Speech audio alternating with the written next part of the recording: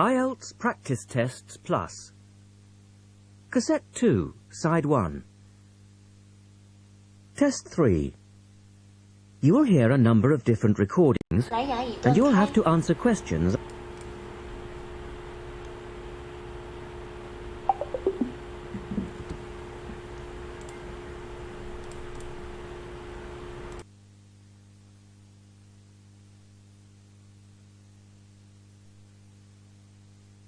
IELTS Practice Tests Plus. Cassette 2, Side 1. Test 3. You will hear a number of different recordings, and you will have to answer questions on what you hear. There will be time for you to read the instructions and questions, and you will have a chance to check your work. All the recordings will be played once only. The test is in 4 sections. Write all your answers in the listening question booklet. At the end of the real test, you will be given 10 minutes to transfer your answers to an answer sheet. Now turn to Test 3, Section 1, on page 72.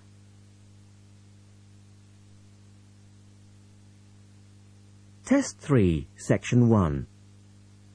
A student wants to register for a conference. Listen to the conversation between the student and the woman and answer the questions.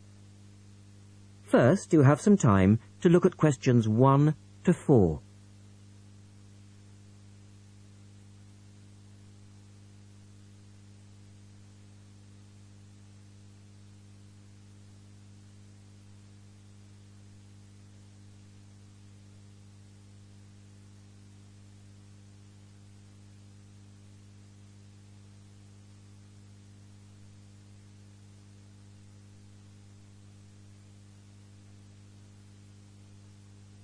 You will see that there is an example which has been done for you. On this occasion only, the conversation relating to this will be 2000 conference. Now we shall begin. You should answer the questions as you listen, because you will not hear the recording a second time. Look at the registration form. Listen carefully and answer questions 1 to 4. Good morning. Good morning. Can I help you? Yes. Is this where we register for the Beyond 2000 conference? Yes. What's your name and I'll get your conference bag? Well, I haven't actually registered yet. I was told I'd be able to register today, so I hope that's okay. I've just arrived in Melbourne. That should be fine if you're a student. I'll need to take your details, though. So, can I have your full name? Yes, sure. It's Melanie Mitchell. Is that M-I-T-C-H-E-L-L? Yes, that's right. And that's Ms., not Miss. Okay, fair enough. And what's your address, Melanie? I live in student accommodation at Sydney University, so my address there is Room 66, Women's College, Newtown. Okay. And which faculty are you studying in?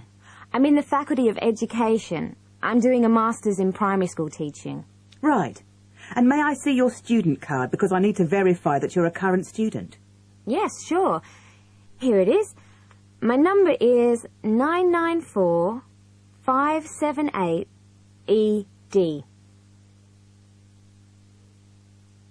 The woman asks the student some more questions about the conference. Look at questions 5 to 10.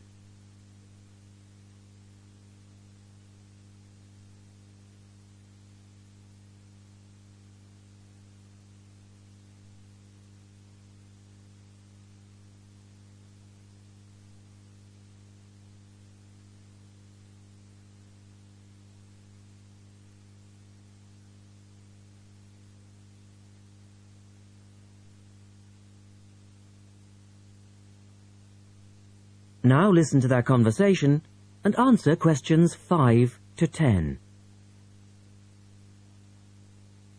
Okay. Now, do you want to attend all 3 days? The conference runs from Thursday to Saturday. Yes, I think so, if I can afford it. What does it cost? Well, you're eligible for a student discount, which makes it $15 for a day registration or $40 for the 3 days, though it is possible to register for half a day only. I'll register for all 3 days, please. Good. Now, will you be requiring accommodation while you're here in Melbourne? Yes, I suppose I will. What's available? Well, we have several levels of accommodation. You can share a room with another student for $25 a night. Or you can have your own room but share the bathroom. I believe it's just down the corridor. That's $45. Right. Or you can have a single room with your own bathroom. I don't mind sharing a room. On second thoughts, yes, I do. I'll have my own room, but I'll share the bathroom. Right. Now, the conference fee does not include meals, though you do get tea and coffee in the breaks. Shall I put you down for lunch? That's an extra $10 a day. And there's the conference dinner on Friday night, which is $25. Oh, and what about breakfast? Hang on a minute. It's all starting to sound rather expensive. I'll have the lunch, but not the dinner or breakfast, if that's okay. Perfectly okay. Now, a couple of other things. There are a number of special interest groups organised. They're known as SIGs, and you're asked to nominate your preference. They'll take place on the Friday afternoon and Saturday morning, but they're filling up quickly, which is why you need to nominate now. Right. What are the SIGs? Well, there are 6 altogether. Let's see. On Friday you have a choice between computers in education or teaching reading skills. Or a session on catering for the gifted child. Oh, they all sound interesting. But technology in the classroom is really my area of interest, rather than reading. So I'll go for that. I can probably read up on the gifted child topic myself. Right. And then the Saturday options are a session on cultural differences, or there's music in the primary curriculum, or you could go to the one on gender issues in the classroom. Wow! Can I go to them all? They all sound fascinating. Afraid not. Well, I'm really interested in how boys and girls behave differently, even when they are very young, so I'd better opt for the 3rd session, even though the cultural differences SIG is probably really interesting too. Right. And the music option would be interesting. And how would you like to pay? We accept most credit cards or bank cheques, but not personal cheques, I'm afraid. Been caught out too often before. And cash, of course. We never say no to cash. I'll have to put it on my card because I don't have enough cash on me right now. That's fine. Enjoy your time here with us in Melbourne. That is the end of section 1. You now have half a minute to check your answers.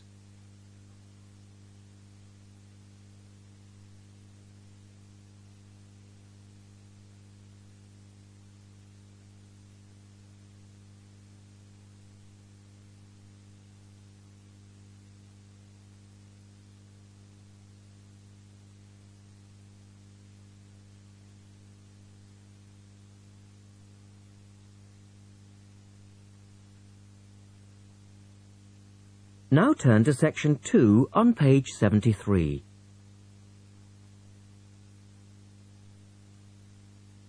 Test 3, section 2. You will hear a woman talking about a number of different beaches to a group of tourists. First, look at questions 11 to 20.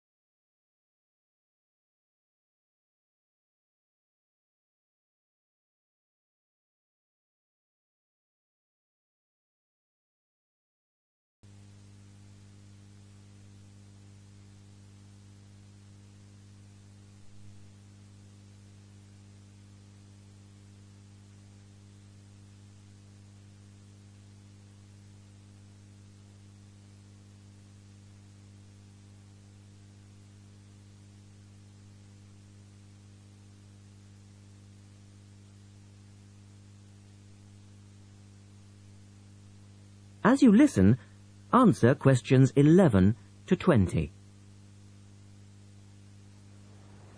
Right, let's move on to the beaches here, which are absolutely beautiful. You do have over 100 to choose from. They're mostly sandy beaches, and they vary from the largest, which is 2.5 kilometres long, to tiny sandy coves. But there are a few that I'd really recommend you to visit. So, looking at this pamphlet, first of all, there's Bramwell Beach. This beach is 1 kilometre away from the old fishing village of Bramwell, which is a beautiful spot.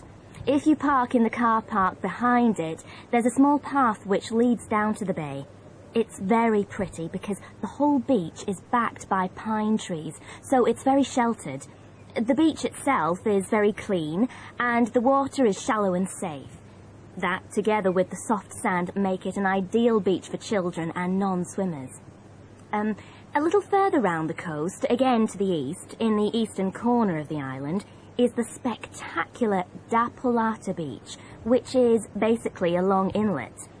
The land around this beach is marshland. It's all marsh, and there's a stream which winds through it, and the stream goes into the sea. And the beach has lovely pale gold sand. Access to this beach is quite tricky, and not for the less energetic. You have to go down a long flight of steps, 190 to be exact. But you'll be relieved to know that there's also a road which winds down to a car parking area. When you're level with the sea, there is a handful of shops and bars, and you can hire some beds and umbrellas. Continuing round the island, just past the tip of Calm, is the next beach I'd suggest you visit, and this is Sanget.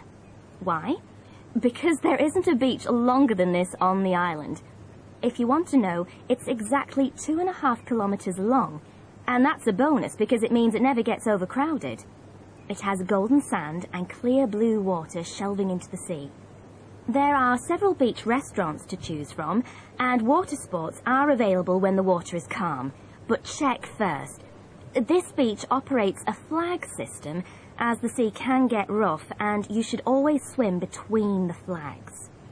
There's a large car park which gives you easy access to the eastern end of the beach, but the western end is much quieter and more wild, as it is harder to reach. Blanaka is another popular beach, just in the northwest corner of the island. It has incredibly white sand and sparkling water. There is ample car parking here, and plenty of bars and restaurants. Blanaka has white cliffs all around it, and for those of you who'd like a little more to do than just lazing on the beach, there are caves here which you can explore in the cliffs, and you can also dive into the water from rock platforms along the side of the cove. Well, my final recommendation for today is Disador. Now, this beach isn't quite as easy to get to as the others I've talked about. It's quite a remote little beach, tucked away here next to Blanaka. You can reach Disador by a steep slope, which goes over some sandbanks. The beach itself is small and pretty, with reddish-coloured sand and some stony areas on its eastern side. Despite being quite small, the bathing is good, and you can also go fishing here from the rocks at either side. It's a good idea to take some food and drink with you if you decide to go here, as there's only one little bar which isn't always open. So, that should give you plenty of ideas to choose from over the next 2 weeks, and if you have any further... That is the end of section 2. You now have half a minute to check your answers.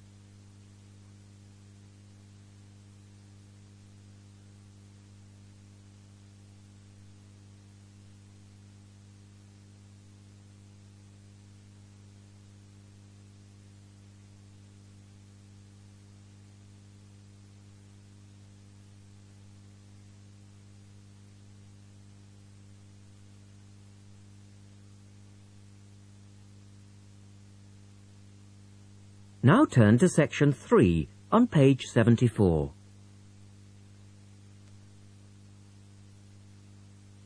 Test 3, section 3. In this section, you will hear a discussion between a male interviewer and a woman who is the manager of a major bookstore. First, look at questions 21 to 24.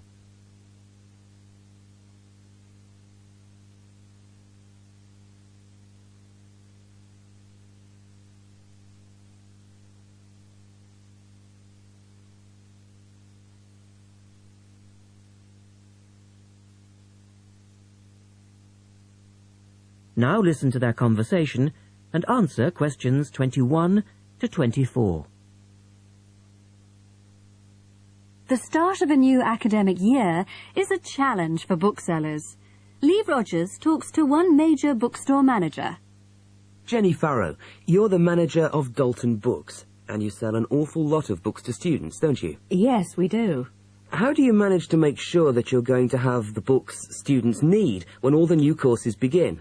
Basically, we make preparations long before they arrive. Like all other major book retailers, we have a database of information, and using that, we contact course conveners in May and ask them to send us their book lists. How many books are we talking about? For one course? Yes, as an example. An average course requires about 30 books. We ask lecturers to indicate whether a book is what we call essential reading. You know, the students simply have to get it, or whether it's what they would term recommended reading, or whether it's just a supplementary text that they tend to refer to as background reading. What about predicted buyers? It's not a perfect system, unfortunately. If a lecturer tells us that he expects us to sell 100 copies of a book, we know that we could actually sell anything from 50 to 150. That's why in practice, when it comes to ordering, it's a lot safer to go by the previous year's sales figures, if that's possible, of course, if we've sold the book before.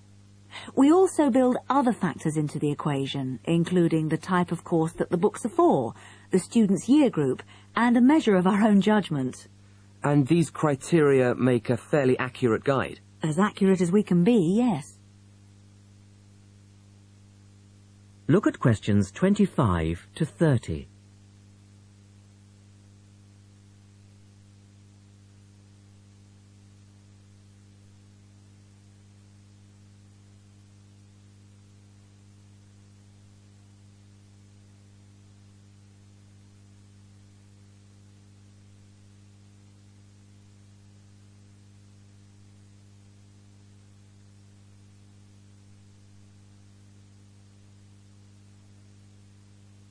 Listen carefully and answer questions 25 to 30.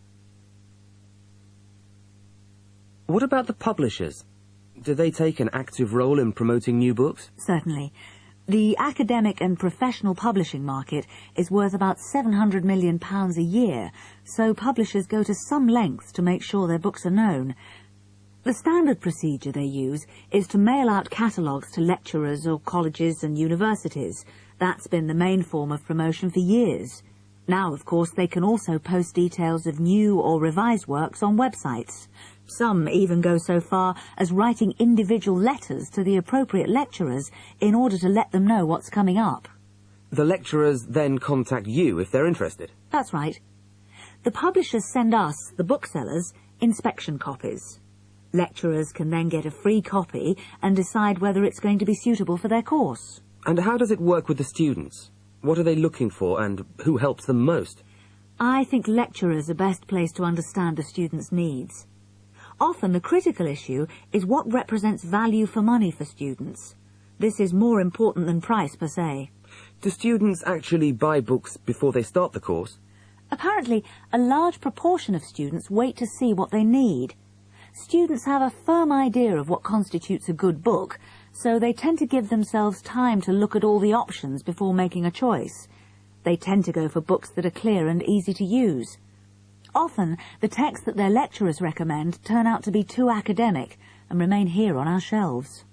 Well, that was Jenny Farrow. And I guess tomorrow will be... That is the end of section 3. You now have half a minute to check your answers.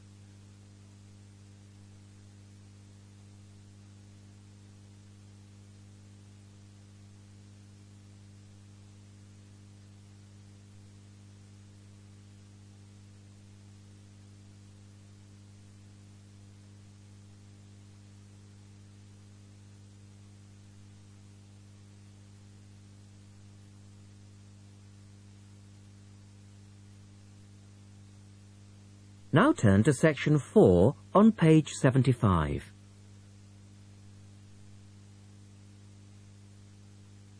Test 3, section 4. You will hear Rebecca Bramwell, an artist and illustrator, giving advice on how to get your first job or commission as an artist. First, you have some time to look at questions 31 to 35.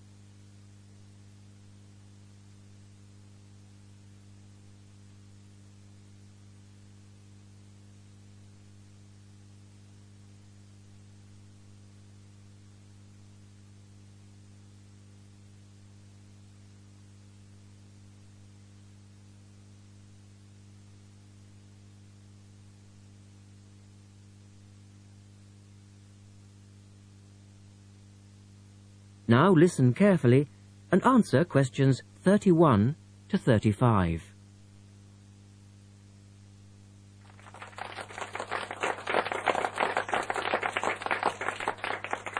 I'd like to introduce Rebecca Bramwell, an artist and illustrator who has come along today to talk to you all about getting your first job or commission as an artist. Over to you, Rebecca. Thank you for inviting me. I remember when I graduated back in 1983, I was very excited about getting my first commission. My degree was in fine art, and I'd worked long and hard to get it. I was an enthusiastic student, and I never found it difficult to find the incentive to paint. I think as a student you're pushed along by fellow students and tutors, and the driving force is there. However, when you leave college, you find yourself saying things like, I'll have one more cup of coffee and then I'll sit down to work. I hate to admit it, but I say it myself. Suddenly, it isn't finding the inspiration or getting the right paper that's a problem. It's you. In my view, there are a number of reasons why this happens. It's a real challenge making a decent living as a new artist. You have to find a market for your work. Often you work freelance and need to take samples or portfolios of your work from place to place. These experiences are common to a lot of professional people. But artists also have to bare their souls to the world, in a way. More than anything, they want praise. If people don't like what they create, then it can be a very emotional and upsetting experience hearing them say this.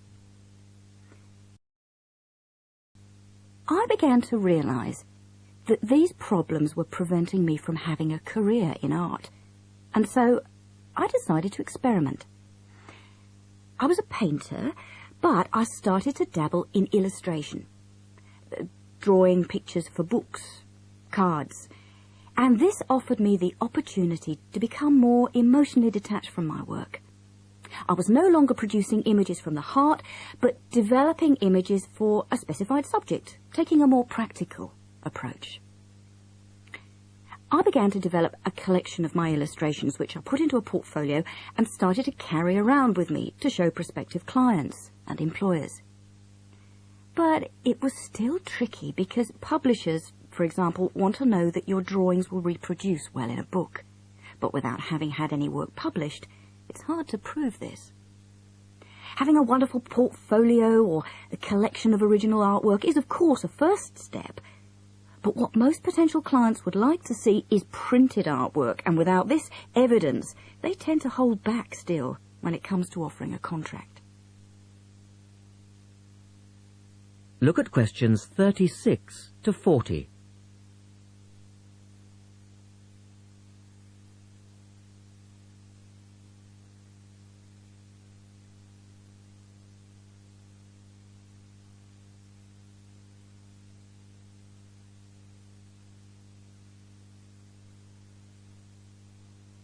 Now answer questions 36 to 40.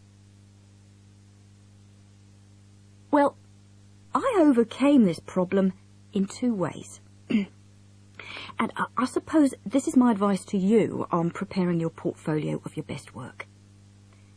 The first way was by submitting my work for a competition. And the one I chose was for a horoscope design and was sponsored by a top women's magazine. There are a few of these competitions each year, and they offer new illustrators an opportunity to showcase their work. The other approach I took was to design and print some mock-up pages of a book. In other words, I placed some of my illustrations next to some text in order to demonstrate how my work would look when it was printed. Perhaps I was lucky in that I had taken a degree that provided me with all-round creative skills so that I could vary my style and wasn't limited to a certain technique. Now, I think that is important. The art world and many other creative fields do try to pigeonhole people into snug boxes with an accompanying label. Now, I think you should try to resist this if you feel it happening to you. If you don't, you'll find it difficult to have new work accepted if you try to develop your style at a later stage in your career. Nevertheless, when you start out, and particularly when you're going for an interview, it's important not to confuse people by having a lot of different examples in your portfolio. One remedy for this is to separate your work into distinct categories. In my case, I did this by dividing my design-inspired illustrations from my paintings. It's then easier to analyse the market suited to each portfolio, such as magazines, book jackets, CD covers, etc. Working under two names is also useful, as it clarifies the different approaches and offers a distinction between them. I think it's been hard for artists to be recognised in anything other than the pigeonholes that they've been placed in. Luckily, these barriers are slowly being demolished. So I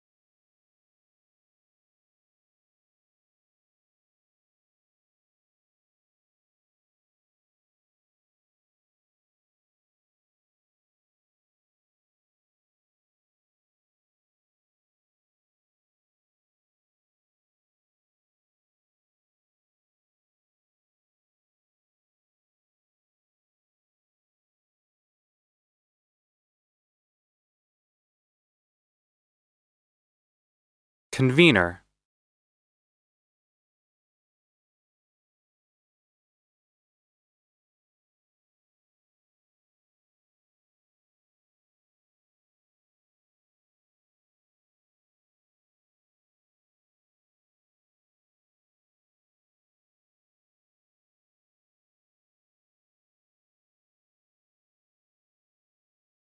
convener, convener, convener, convener,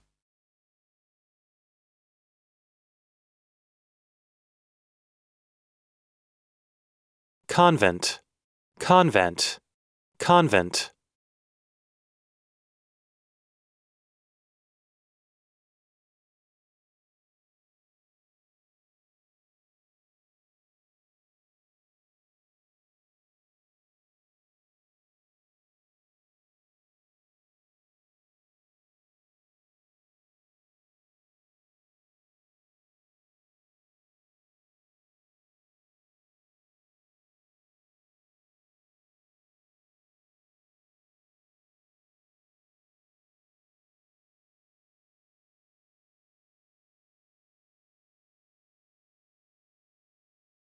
convent,